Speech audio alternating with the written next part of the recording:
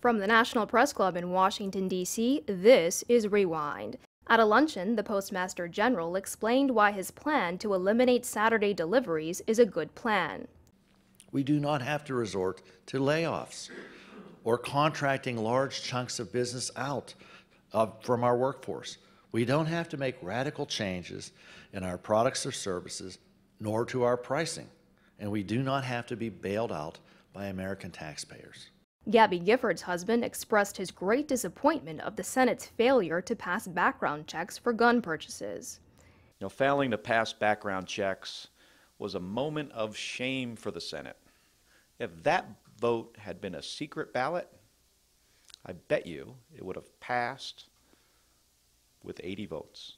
In the wake of the discussion of an immigration reform bill, Cambio, an advocacy group, argued that immigrants are at a disadvantage. America doesn't have an immigration problem.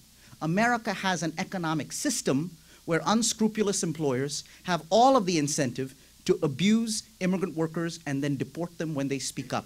A farm workers representative provided a solution that would give immigrants in the agriculture industry an incentive for their labor.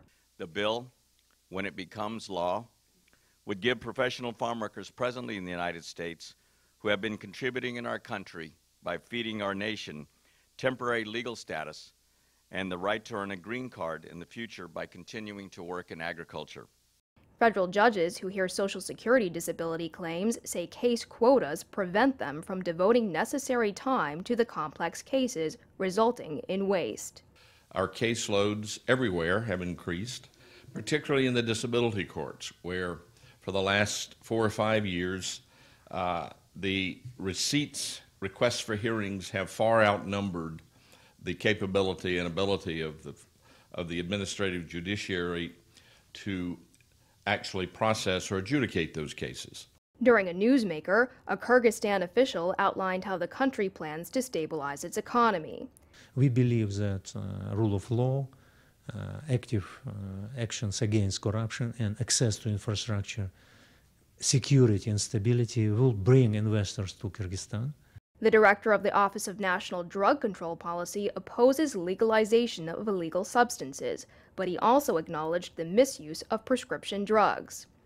Well, it's hard to believe, but more people die in this country from prescription drug overdoses than from both cocaine and heroin overdoses combined. Iceland's president, during another luncheon, announced the creation of the Arctic Circle, which will give a platform to global warming experts. Because it's not just our Arctic, it is the global Arctic. And what happens there will have fundamental consequences for every nation in the world.